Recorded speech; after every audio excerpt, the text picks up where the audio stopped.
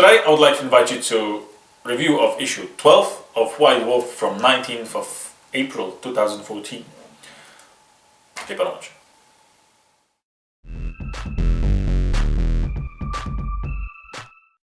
So that's the cover of issue 12 of White Dwarf.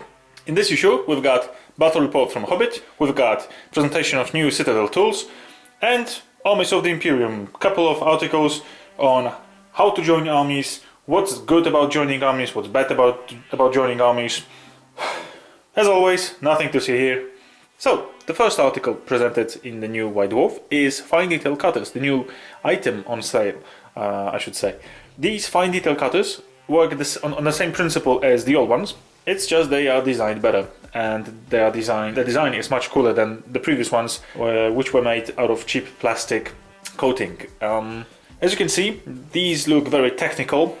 Plenty of screws, plenty of different things everywhere, protrusions and so on and so on. They look pretty cool.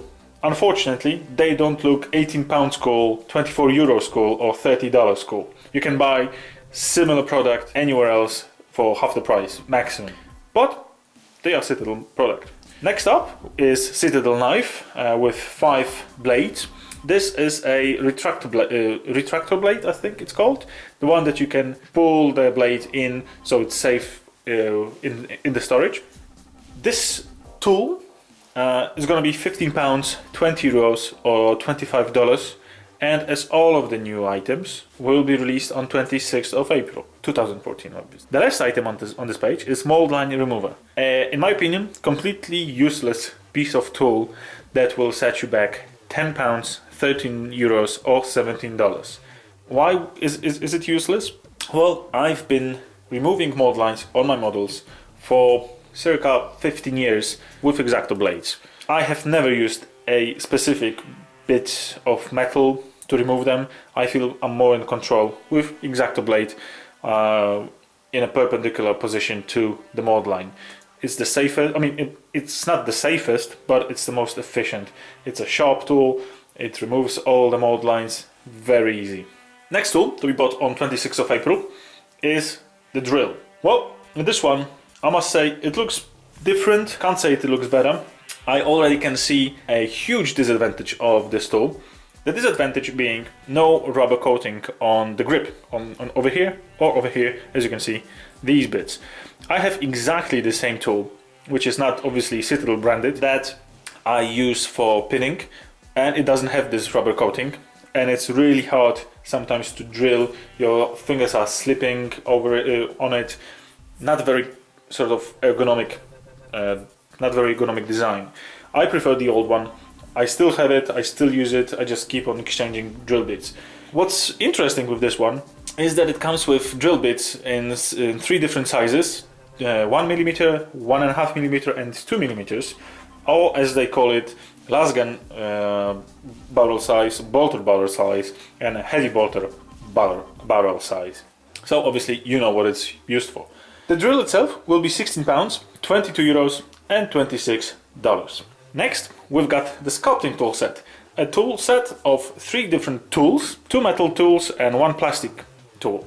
The plastic tool is used for putting your technical paints, your base paints onto your bases. Like you couldn't have used any other, like a stirrer or a plastic spoon or anything else for that matter. Well, if you want, you can buy this tool set and use this plastic bit from Citadel. The other 2 tools, the metal ones, have 4 different endings that will allow you to sculpt things out of green stuff or any other sculpey. I've been using them for my, minimum sculpting things I do, and they're quite cool. From what I see, they are exactly the same as the old Games Workshop ones, but there might be small differences. I haven't used mine in a while, so I might be wrong. This tool set will be £15, €20 and $25.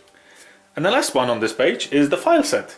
The file set, that's going to be £12, €15 and $18, consists of 2 files basically. One fine, the other one coarse grain file. The coarse grain is used for like your general work and initial filing of the miniatures.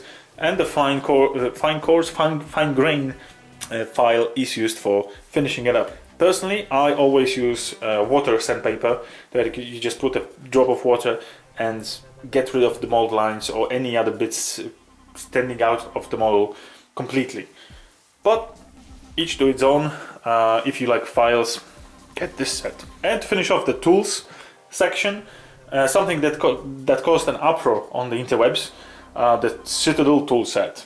Citadel tool set that will cost you £90, 117 euros or $150. And believe it or not, it's limited edition. You can get only 1,000 of these. What's so limited edition about it? Well, the package is limited edition. The pouch is actually what you get for those additional £2 as I calculated. So you get all the tools that I mentioned before. You get extra slots for, like from what I see over here, for 2 brushes. So it's something, but it's not much. In general, you can get these tools in any hardware shop, like, I don't know, in UK, US, Target, or I don't know, Halfords. You probably can get those tools there, but for half the price maximum, with probably the same or even better quality. But if you want the Citadel branded ones, get the set soon, because they are gonna go out of stock very, very quickly. People like those things. People like to have Citadel written all over the place. The only book presented in this White Dwarf is Archon Ever Chosen. It's £20, 25 euros and $30. This book is the story of Archon, a champion of chaos in Warhammer Fantasy universe. If you are into Warhammer Fantasy, if you like chaos, or if you like reading about chaos, buy this book. It presents the fate of Archon from his childhood through his first ranks, first battles in armies, to becoming the champion of chaos. In the following article, Armies of the Imperium, Adam Trok writes about how to join, what armies to join together to make a proper Imperium army. As you can see, on the right hand side, we've got the list of all the armies that can be joined together with Astra Militarum and any other armies from Imperium, obviously. We can see the nice old school image over here, down here, that apparently inspires Adam Trok every time he builds an army, because he likes to build armies that are applied the rule of cool. But more on that in a second. Adam goes on about 2 rules: rule of cool and rule of tactical advantage. Rule of cool is when you build an army based on what you think is cool. So you like those models, you like those characters, you like reading about those characters, you put them in your army. You build an army around them. You don't worry about the result of your games, you don't worry about if you win or lose or tie or not meet your objectives. You just want to play with cool models. The rule of tactical advantage, obviously, is more like power gaming. You think of, advantages combinations. You think about which armies will have the most synergetic connection together, and you pick those armies, you pick those units, and you fight and you win. So you need to make your choice if you want to use the rule of cool or rule of tactical advantage, or maybe something in between. So use the models you like, and they're actually quite good. Next, coming back from Old White Dwarf in the previous edition, is Hall of Fame.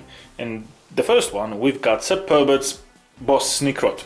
Seb Perbert is the same guy that's designed boss Zackstruck, the Oak Stormboy's war boss, and he also designed the Commandos models, the pretty cool metal models. His models are pretty characterful.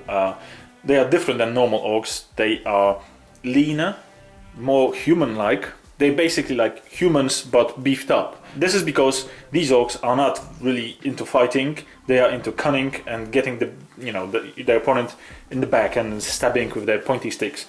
In this article, Simon Adams goes on why does he like the model. Over here, we've got, if I can say so, 4 wasted pages. The battle report describes a series of battles based on scenarios from The Hobbit: Unexpected Journey. Battles between Dan Howden and Gareth Etherington. These guys basically challenged each other to have those fights in a series. In one day, from what I can read out of the article, they met in Warhammer World and played all those games. So for every single game you get a paragraph. So it's not much, as you guessed. I think those pages could be used better for either a proper battle report like the one with dwarves running away in the barrels with elves and Azog chasing them, or nothing. I mean, you can't really get any information from these battle reports. It's just 4 pages about Hobbit. No specifics, not really building a background of it all. But I guess the whole background is in the book, so why create new stuff? But, you know, I could read something else on those 4 pages. In Hammer of the Emperor, Adam Troke again writes about balancing IG armies. This article presents handy tips for new starters, new Imperial Guard, Astra Militarum players, on how to build their armies, what to build their armies around. People who have obviously played with Imperial Guard already, they know what works for them best, they know what's their play style, and they can probably adapt the army list to themselves. But the people who are new, they need some guidance. So this article gives them such guidance. The very interesting thing that I picked up from this article is the cohort division. The cohort division basically is the division of the whole army into 3 sections. The fire support, so units like Hydra Battery or 3 Hydras, for instance, that they churn out plenty of shots against flyers, against any other units.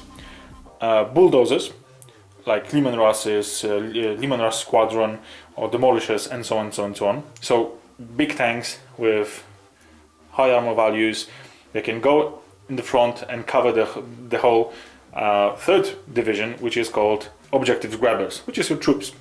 So if you play it right, if you build your army list right, you can make use of all those 3 divisions, all those 3 cohorts, and you make proper use of them, you are destined to win, I think. In Spruce and Glue, we've got presentation of the new tools. So I will skip this article, this whole 4 pages, because if you are a beginner, you will need to look into this article. If you're not a beginner, and if you, like me, have spent 15 years almost building models, drilling out the barrels and doing stuff, you know this already. You don't need to look into this article. But if you're a beginner, as I said, have a look at it. Especially if you're buying the new tool set, it will show you all the tips and tricks, how to change the blades, how to use the new files, and so on, so on, so on, so on. The new tools are also used in paint splatter. Well, one tool, the plastic tool from sculpting tool set. In this article, they show you how to paint bases differently. It's quite interesting to see how they achieve certain results, how to achieve the bases that stand out, basically. The bases that have a base color and a highlight that really make the model pop. Obviously you need to choose the right base to the right color of your model, because they need to oppose in some respect. But with this article, I think you can even paint the model without the base and just put it next to it and choose the base that will work best for it, and then follow the steps. The only thing that I can't agree is the use of PVA glue for placement of tufts. Personally, I always use thick super glue, thick super glue from Games Workshop range, but really any super glue will do. Thick super glue, why? Because it stays in place like PVA glue, but it dries instantly. It doesn't dry for half an hour or 15 minutes. It dries instantly. It makes placing of the tufts much easier, and I can put the model straight away into the army case without worrying that it's gonna, the tuft is gonna fall off or anything. And on these pages, in the Week in White Wolf, we've got 2, in my opinion, interesting bits. The first one is it's lost in the paperwork. It's half serious, half joking article about how the administration of imperial words work. It shows a story. It tells a story. It tells a story of a world that has accepted the Imperium command, but unfortunately the paperwork has been lost, and 1,000 years later there was an exterminatus order declared on this world. This will solve plenty of problems on the battlefield. I have playing Space Marines some time ago with my Raven Guard army. I came across, why should I play against Dark Angels? Why should I play against Ultramarines? Why should I play against any other Space Marines? So, like right now, we're going to have plenty of Imperial Guard Astra Militarum players. Why should they play against each other? So, this gives you a reason. Well, the information was lost. We still have no confirmation that you are a compliant world. We will kill you. We will just erase you from the face of the earth. And you've got the reason to fight the same force. And the next thing that caused some stir on the internet is Storm of Vengeance. This game looks shit, basically. It's a Plants vs Zombies kind of game. You've got orcs playing against Dark Angels. You've got a couple of lines. You have to choose the right defense. I mean, I have no words for this game. I still need to download the copy and see if it's actually worth my time. But knowing Games Workshop is going to cost plenty of money, and it's not going to be that great because it's not done by Games Workshop. It's done by Eutechnics. I'm really surprised they actually sold the license to this kind of game. And on the last few pages, we've got Codex Apocrypha. I probably butchered this word right now, but I'm not sure how it's pronounced. What it is, it's a list of few Warhammer 40,000 weapons and their description. We've got servo arms, Magna Grapple, Narthecium, Mech Tools, and the Blades of Reason. To be honest, I knew some of them, like Narthecium, Magna Grapple, and servo arms and Mech Tools, obviously, but I didn't know about the Blades of Reason. And the Reader's Model of the Week is Michel Scoppen's Dwarf Dragon Slayer, over here, the Forgeworth model. And I must say, this model is painted really, really nicely. The base is extraordinary. There's plenty of detail on the base, plenty of foliage. Pretty cool model, pretty cool base. All around good model. And on the last two pages, we've got the models that have been used in the battle report for The Hobbit, that have been painted by one of the guys who played the evil side. And on the last page, we've got Azog on his steed. And to be honest, apart from the background, the scenery, because I'm really fond of the trees, they look really cool. These models don't look that great. Why are they on a parting shot? They are not models that are well painted. They don't look amazing. They're not inspiring. They're not. Probably they shouldn't be in visions or anything like that. But I guess they are hinting for what's going to be in the next issue of White Dwarf, in issue 13. Hobbit, obviously.